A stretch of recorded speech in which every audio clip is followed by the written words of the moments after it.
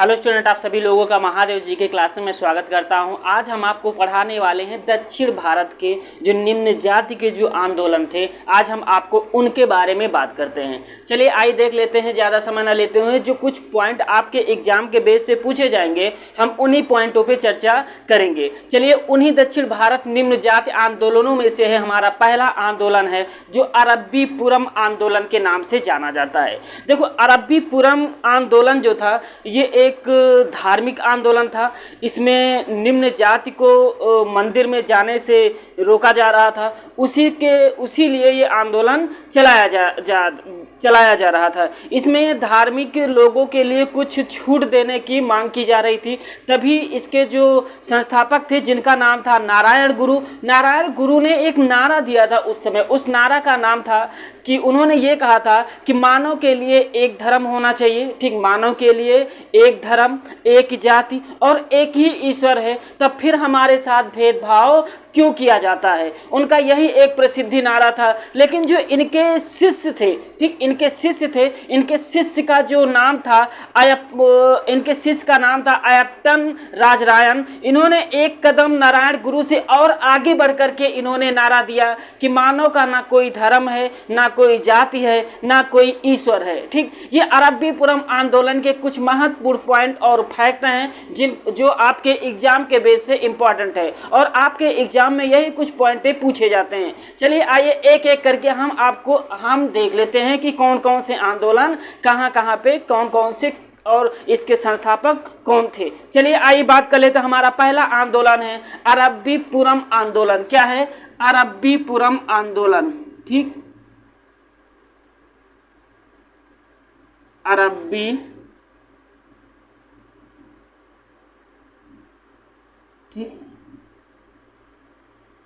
अरब्बीपुरम आंदोलन।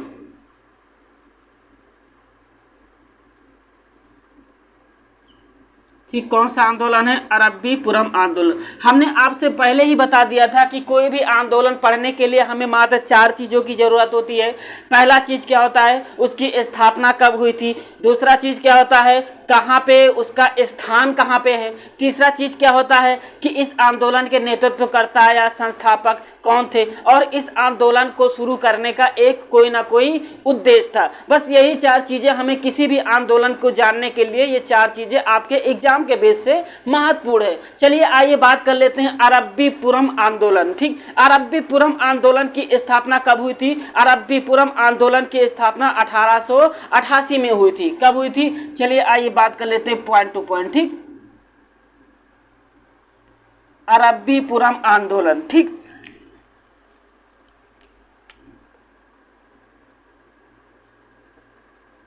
स्थापना की बात करते हैं। ठीक, अरब्बीपुरम आंदोलन की स्थापना कब हुई थी? 1888 में हुआ था। ठीक, बात कर लेते हैं कहाँ हुआ था, स्थान की बात कर लेते हैं। ठीक, अरब्बीपुरम आंदोलन कहाँ पे हुआ था? केरल में हुआ था। ठीक, इसके संस्थापक का नाम क्या था, ये भी बात कर लेते हैं। संस्थापक, ठीक, इसके संस्थापक का नाम था नारायण गुरु।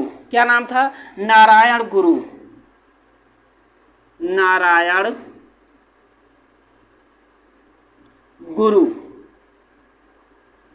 ठीक, अब बात कर लेते हैं कि इस आंदोलन को शुरू करने का उद्देश्य क्या चीज था। ठीक, बात करेंगे उद्देश्य की। ठीक,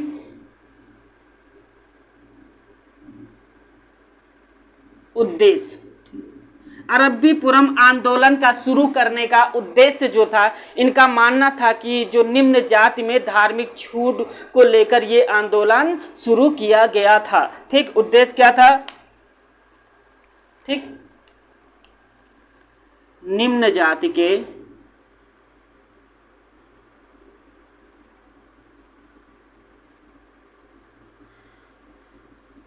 लोगों को, निम्न जाति के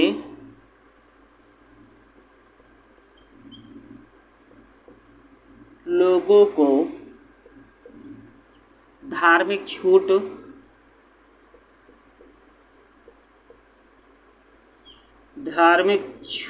के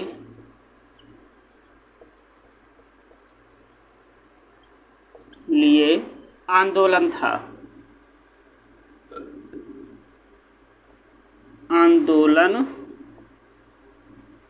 आंदोलन था। ठीक। नारायण गुरु का इसी में एक नारा है। ठीक। नारायण गुरु ने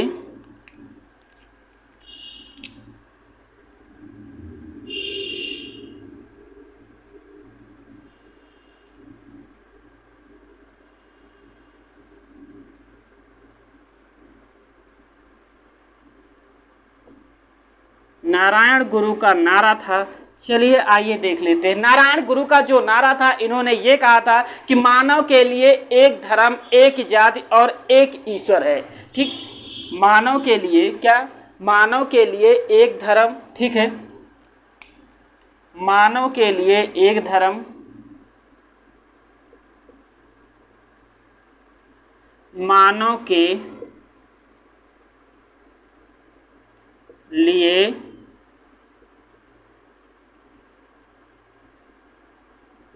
ठीक, मानव के लिए एक धर्म, ठीक है, एक जाति और एक ईश्वर है। एक जाति, मानव के लिए एक धर्म, एक जाति और एक ईश्वर है।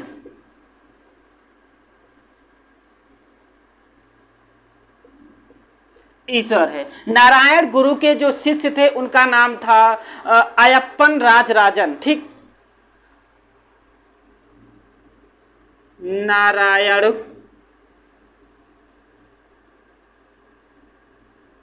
गुरु के शिष्य जिनका नाम था अयप्पन राजराजन। क्या नाम था? अयप्पन राजराजन। अयप्पन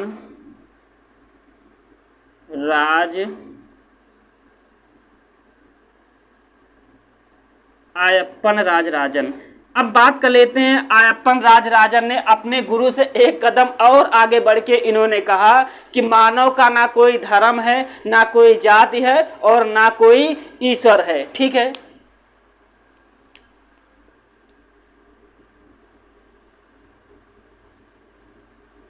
मानव का ना कोई जाति है, ना कोई धर्म है,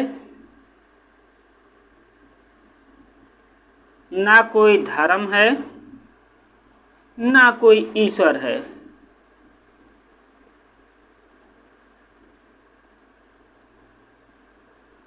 ना कोई ईश्वर है। ठीक। आप लोग ये पॉइंट जरूर याद रखिएगा क्योंकि ये पॉइंट एग्जाम में पूछे जा चुके हैं और पीछे पूछे जाने की संभावना है कि नारायण गुरु ने अरब्बीपुरम आंदोलन के समय कौन सा नारा दिया था? मानव के लिए एक धर्म, एक जाति और एक ईश्वर। ये कथन किसका है? नारायण गुरु का है। लेकिन नारायण गुरु के एक शिष्य थे जिनका नाम था अयप्पन राजराजन। अयप्पन राजराजन ने सीधा सीधा ये कह दिया कि मानव का ना कोई जाति है, ना कोई धर्म है और ना ही कोई ईश्वर है। ठीक। तो आप लोग ये चीज याद रखिएगा अरब्बीपुरम आंदोलन में। ठीक। इतने चीजें आपके एग्जाम के बेस से बहुत ज्यादा इंपॉर्टेंट है। चलिए आइए बात कर लेते हैं। हमारा अगला पॉइंट है, हमारा अगला आंदोलन है जस्टिस आंदोलन। क्या है? जस्टिस आंदोलन। ठीक है। क्या सा है? जस्टिस आंदोलन। जस्टिस आंदोलन।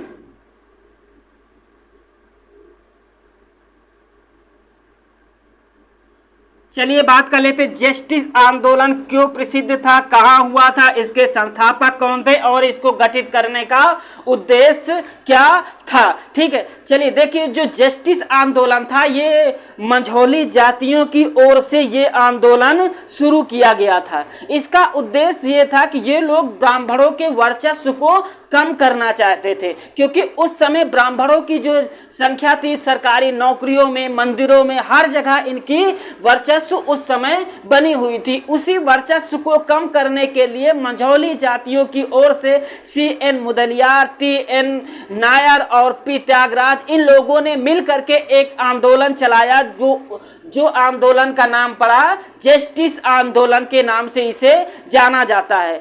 जस्टिस आंदोलन के लोग अपने लोगों को सरकारी नौकरियों में भेजना चाहते थे और नई गतिविधियों में अधिक से अधिक चीजों में अपने लोगों को ये रखना चाहते थे, या अपने लोगों या अधिक से अधिक अपने लोगों के प्रतिनिधित्व की ये आशा करते थे।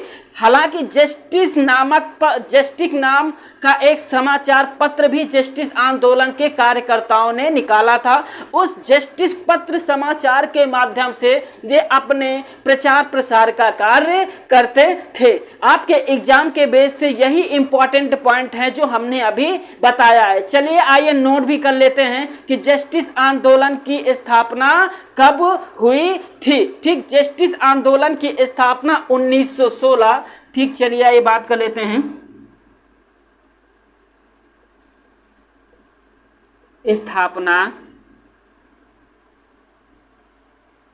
1916 और 17। अब बात कर लेते हैं कि जस्टिस आंदोलन कहाँ पे हुआ था। ठीक, स्थान की बात कर लेते हैं। ठीक, जस्टिस आंदोलन हुआ था कहाँ पे? मद्रास में। ठीक, कहाँ पे? मद्रास में। जस्टिस आंदोलन कहाँ हुआ था? मद्रास में। अब क्या बचा हुआ है? संस्थापक बचा हुआ है। क्या? संस्थापक। ठीक, संस्थापक में क्या लिखेंगे? मंझौली जाति के लोगों ने। ठीक, कहाँ के लोग? मंझौली जातियों की ओर से ये आंदोलन शुरू किया गया था, जिसका नेतृत्व इन लोगों ने किया था। ठीक, मंझौली जाति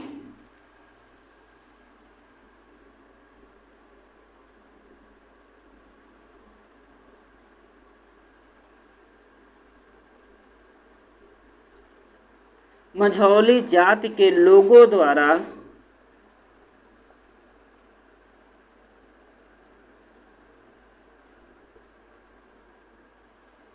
ठीक, मंझौली जाति के लोगों द्वारा।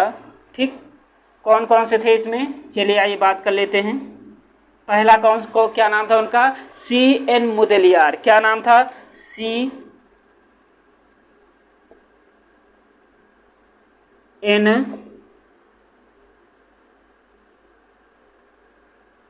मुदलियार। ठीक, C.N. मुदलियार। दूसरा कौन था? P. त्यागराज। क्या नाम था? P. त्यागराज। P. त्यागराज। ठीक, और तीसरा क्या था जिनका नाम था? तीसरा T.N. नायर। क्या नाम था? T.N. नायर। T.N. नायर। इन लोगों ने मिल करके जस्टिस आंदोलन की शुरुआत की। ठीक, इनका उद्देश्य क्या था? इनका उद्देश्य ये था कि अधिक से अधिक ब्राह्मणों के वर्चस्व को कम करना और अपने लोगों को अधिक से अधिक प्रतिनिधित्व आशा करने की उम्मीद दिलाना। ठीक, बात कर लेते हैं उद्देश्य।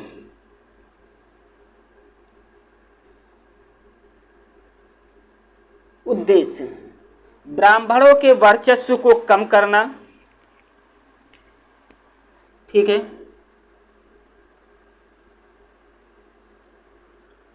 ब्राह्मणों के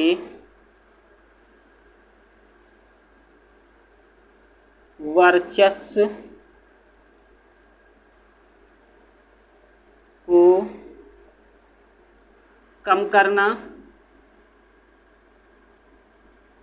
और अपने लोगों को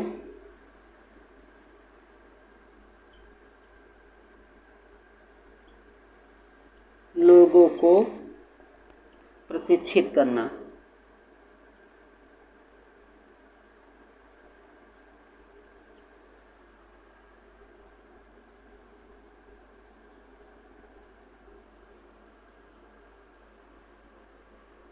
ठीक है, और इन्होंने जस्टिस नामक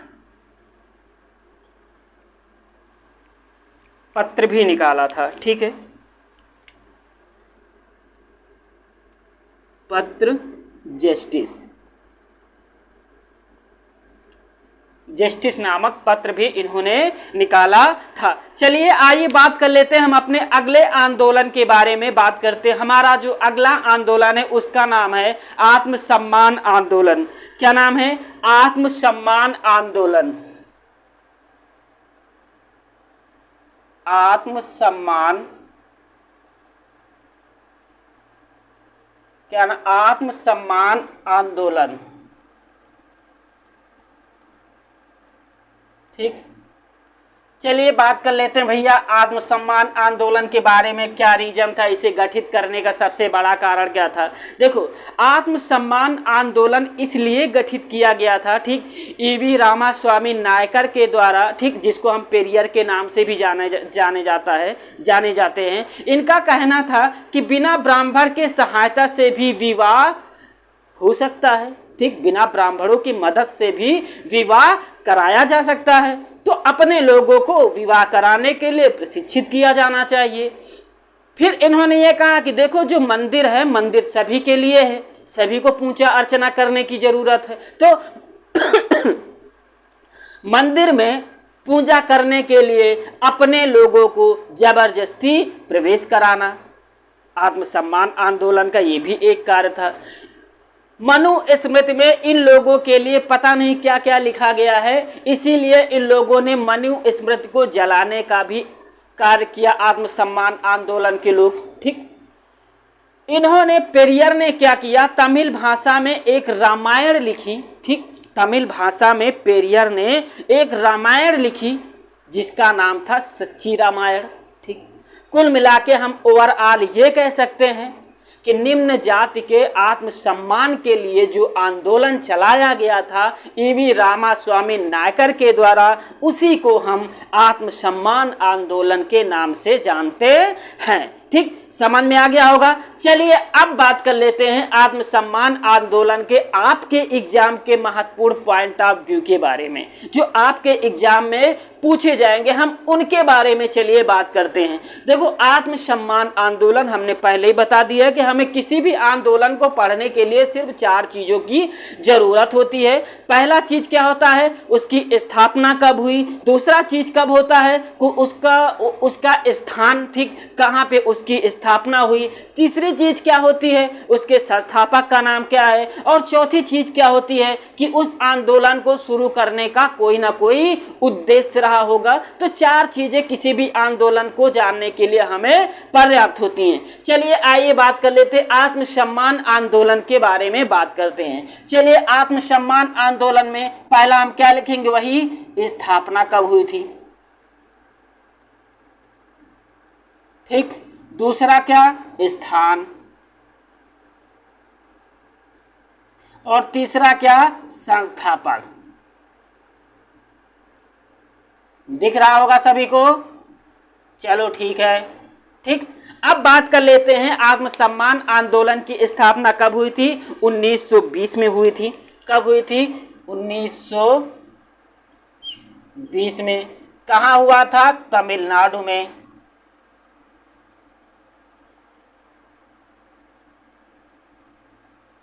किसने किया था आत्मसम्मान आंदोलन को शुरू करने का कार्य? ईवी रामास्वामी नायकर ने। ईवी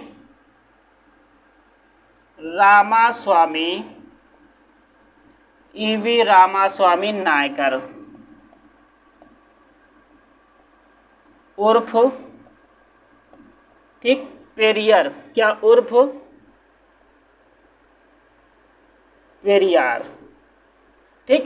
अब बात कर लेते हैं आत्मसम्मान आंदोलन को शुरू करने का प्रमुख उद्देश्य क्या था। क्या उद्देश्य की बात कर लेते हैं, ठीक।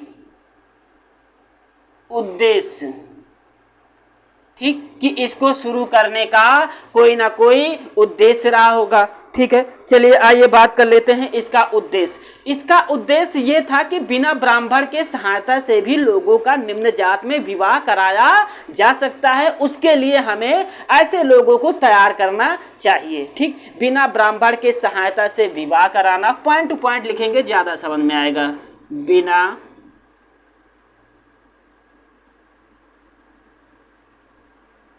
बिना ब्राह्मण के विवाह कराना, विवाह कराना।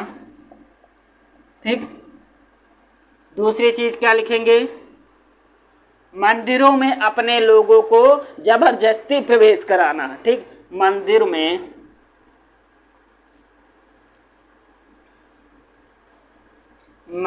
में जबरदस्ती प्रवेश कराना।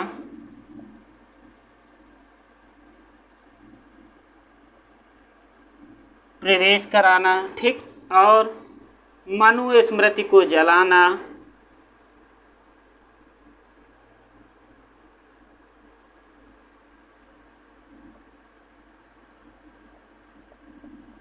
मनुस्मृति को जलाना। और एक पॉइंट और लिख लेते हैं, ईवी रामास्वामी ने तमिल में एक रामायण की रचना की थी। ठीक, तमिल में रामायण की रचना। ठीक, पेरियार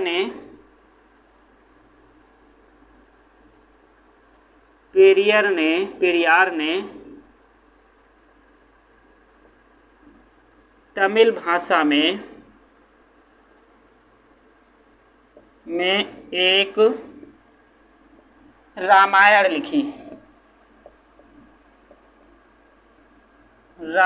लिखी, जिसे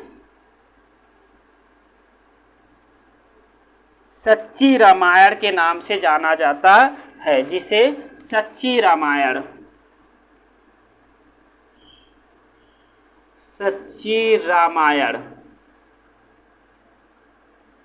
कहा गया।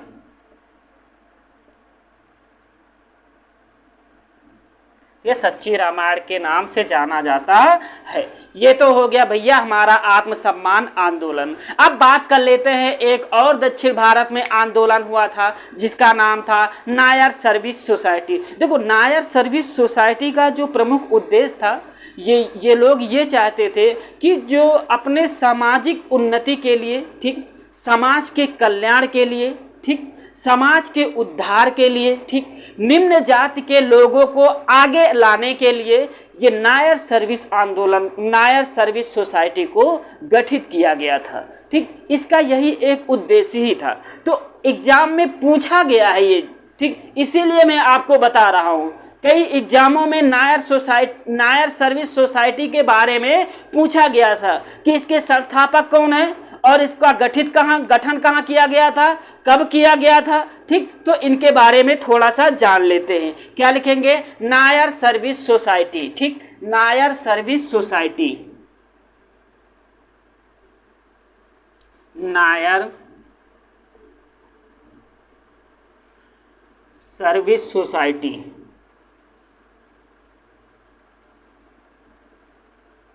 ठीक, आइए बात कर लेते हैं नायर सर्विस सोसाइटी के बात कर लेते हैं। ठीक, नायर सर्विस सोसाइटी में हमने बताया था कि 4 चीज़ों का हमें उल्लेख करना है। उन्हीं चारों में से हमारा पहला क्या है, स्थापना, स्थान, संस्थापक। स्थापना, ठीक, स्थान, संस्थापक। ठीक, संस्थापक। चलिए अब आइए बात कर लेते हैं एक और उद्देश्य। ठीक, चलिए आइए बात कर लेते हैं अब एक एक पॉइंटों के बारे में। देखो, स्थापना इसकी कब हुआ था, 1914 में हुआ था। ठीक, कब, 1914। स्थान मद्रास। ठीक, और नायर सर्विस सोसाइटी के संस्थापक मन्नार पद्मनाथ पिल्लई। क्या, मन्नार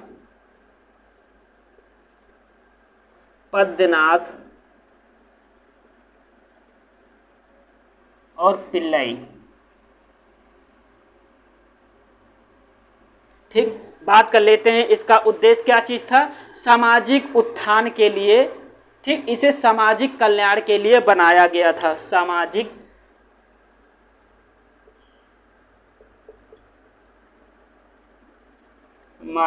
कल्याण के लिए कल्याण के लिए बनाया गया, ठीक। ये तो था आपके एग्जाम के बेस से कुछ दक्षिण भारत के निम्न जाति आंदोलन के बारे में, ठीक। आइए बात कर लेते हैं, कुछ और आंदोलन है, इसी में निपटा ही देते हैं इसको, ठीक। नोट कर लिए होंगे आप लोग, नोट हो गया होगा सारी चीजें, ठीक है। अरब्बीपुरम आंदोलन, जस्टिस आंदोलन, आत्मसम्मान आंदोलन, नायर सर्विस आंदोलन, आपके एग्जाम के बेस से ये पॉइंट बहुत ज्यादा इंपॉर्टेंट हैं, ठीक। आइए मिटा देते हैं, याद हो गया, नोट कर लिए होंगे सब लोग, चलिए ठीक है।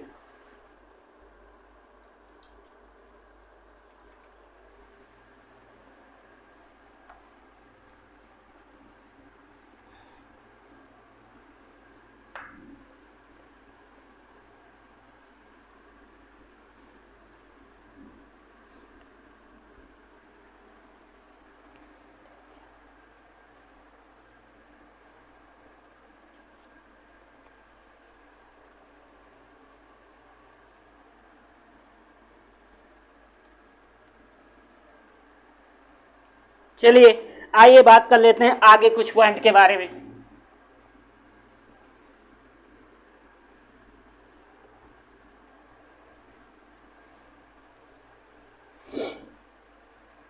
चलिए आइए देखते हैं हमारा अगला हमारा जो दक्षिण भारत का निम्न जाति आंदोलन है, जिसका नाम है डिप्रेस्ड क्लास मिशन सोसाइटी। हमें क्या पढ़ना है? डिप्रेस्ड क्लास मिशन सोसाइटी के बारे में जानना है। इसका उद्देश्य क्या था? इसको गठित करने का सबसे बड़ा उद्देश्य था ये था कि जो राष्ट्रीय स्तर पर, ठीक, इसको लाने का राष्ट्रीय स्तर पर जो अस्पृश्यता में, जो अछूत जातों या निम्न जातियों में जो बहुत सारी बुराइयां फैली हुई थी, उनके खिलाफ मिल करके सभी लोगों को काम करना, सभी जातियों और वर्गों के लिए सम्मान के लिए लड़ाई लड़ना, इस सोसाइटी का प्रमुख उद्देश्य था। आइए बात कर लेते हैं डिप्रेस्ड क्लास मिशन सोसाइटी, ठीक। Depressed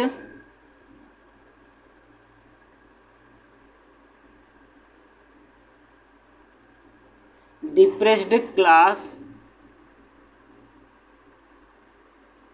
mission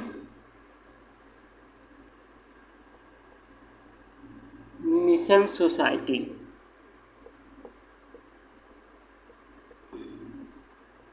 depressed class mission society की बात करते हैं। चलिए आइए बात कर लेते हैं, हमें इनमें क्या क्या जानना है।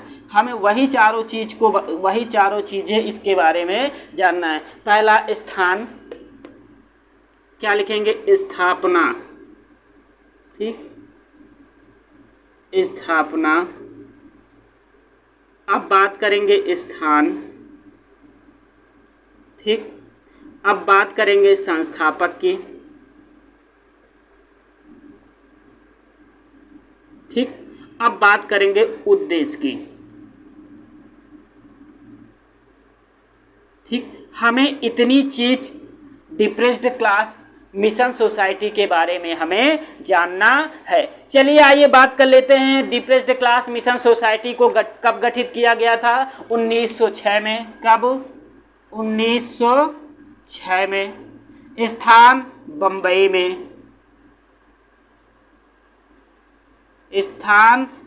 में, इसके जो संस्थापक का नाम था D.R. शिंदे। क्या नाम था? D.R.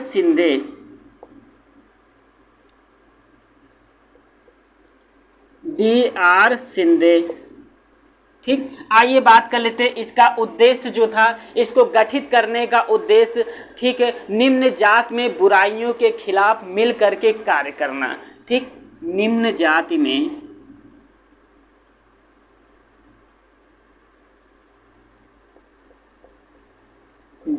में फैली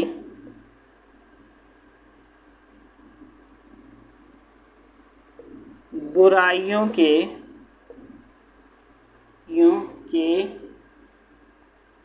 खिलाफ मिल करके लड़ाई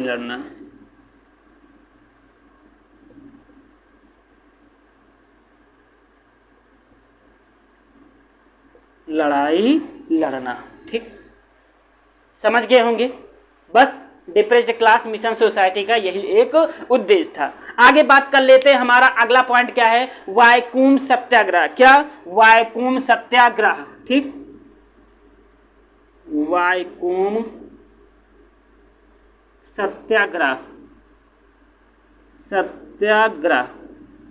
चलिए बात करते हैं वाइकोम सत्याग्रह को शुरू करने का प्रमुख उद्देश्य क्या था। देखो, वाइकोम सत्याग्रह का शुरू करने का जो प्रमुख उद्देश्य था, मंदिर में हरिजनों के प्रवेश को लेकर यह सत्याग्रह किया गया था। कहा जाता है कि 1924 में, ठीक, जो केरल की जो कांग्रेस कमेटी थी उसने मंदिर में सभी लोगों को प्रवेश कराया। ठीक, 1925 में गांधी जी त्रावणकोर गए और वहां के रानी से गांधी जी ने बात किया और बात करने के बाद वहां की सड़कों को सभी लोगों के लिए खोल दिया गया, लेकिन मंदिरों में प्रवेश फिर भी नहीं करा पाने की अनुमति गांधी जी प्राप्त कर पाए। ठीक, चलिए बात कर लेते हैं पॉइंट टू पॉइंट आपके एग्जाम के बेस से जो इंपॉर्टेंट है। देखो, वाइकोम सत्याग्रह कब हुआ था, ये बहुत क्वेश्चन पूछा जाता है। ठीक, वाइकोम सत्याग्रह 1924 में।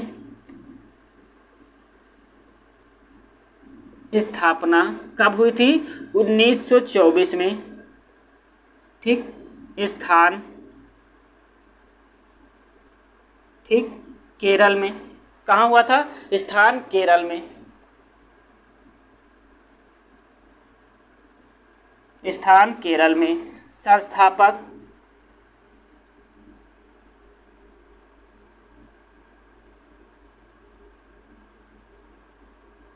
कई सुधारवादी थे इसमें। ठीक,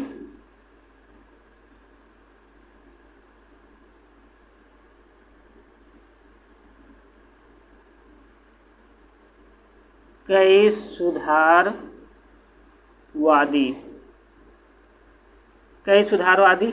ठीक, पहला जिसका नाम है उसका नाम नारायण गुरु। क्या नाम था, नारायण गुरु। नारायण गुरु। ठीक, वाइकोम सत्याग्रह के जो जिन्होंने अपना योगदान दिया था, एन कुमारन, एन कुमारन और टी के माधवन। क्या नाम था, टी के माधवन। टी के माधवन। अब बात कर लेते हैं वाइकोम सत्याग्रह को। वाइकोम सत्याग्रह का प्रमुख उद्देश्य था क्या था।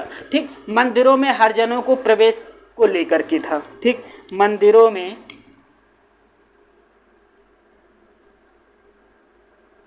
उद्देश्य,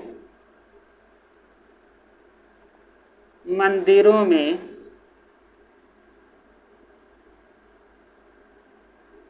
हरिजनों के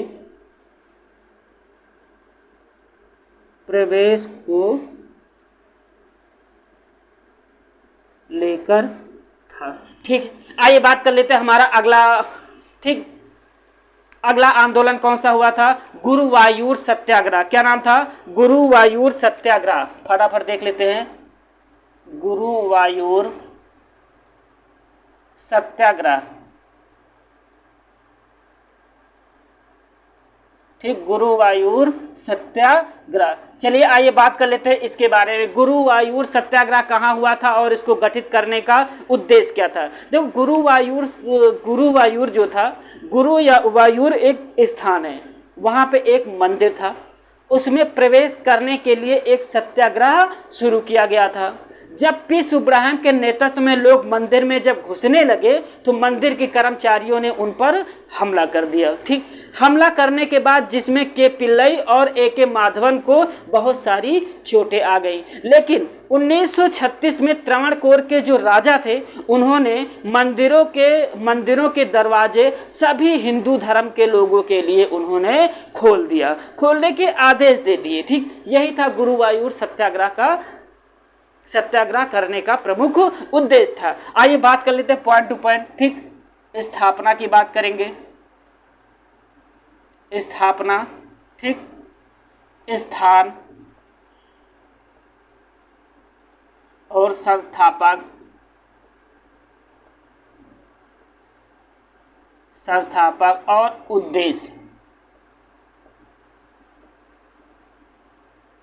उद्देश्य। ठीक, आइए बात फटाफट पॉइंट टू पॉइंट बात कर लेते हैं। गुरुवायूर सत्याग्रह कब गठित किया गया था? 1931 में। कब?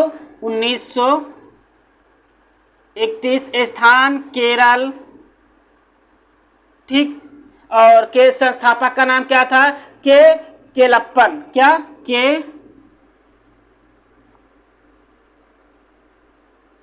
केलप्पन, ठीक। उद्देश्य क्या था? मंदिर में प्रवेश करने के लिए, ठीक। उद्देश्य क्या चीज था? मंदिर में प्रवेश करने के लिए सत्याग्रह करना।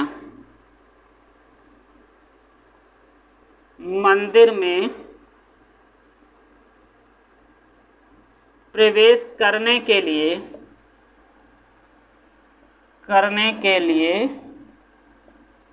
सत्याग्रह करना।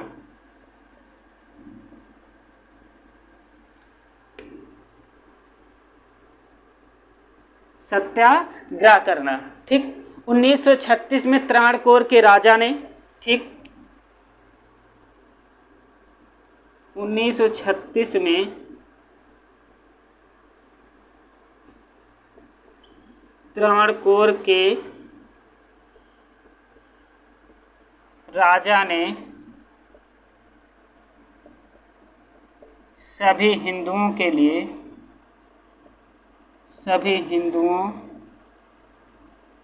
के लिए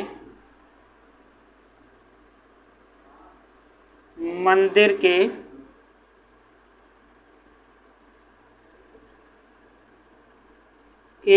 दरवाजे सदैव के लिए खोल दिए। सदैव के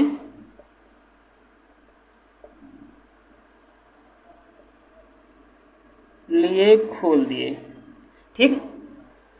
ये कुछ आपके एग्जाम के बेस से महत्वपूर्ण पॉइंट है जो आपके एग्जाम में लगातार पूछे जा रहे हैं, और हम आशा करते हैं कि आने वाले समय में भी क्वेश्चन यहीं से उठाया ही जाना है, क्योंकि अगले हिस्ट्री में नए क्वेश्चन तो बनेंगे नहीं, क्योंकि जो पुराने हैं वही क्वेश्चन बनेंगे। तो आपके एग्जाम के बेस से ये कुछ महत्वपूर्ण पॉइंट है जो आपको हमेशा याद रखना है। याद रखने के साथ साथ कुछ पॉइंट आपको नोट भी करना है, क्योंकि एग्जाम टाइम में याद नहीं रहता है, इसीलिए रिविजन करने के लिए हमें ये सारी चीज़ें नोट करते चलना है। थैंक यू दोस्तों, लाइक करिएगा, शेयर करिएगा, सब्सक्राइब भी करिएगा, कमेंट भी करिएगा, क्योंकि यही हमारी मेहनत का फल होता है। Thank you.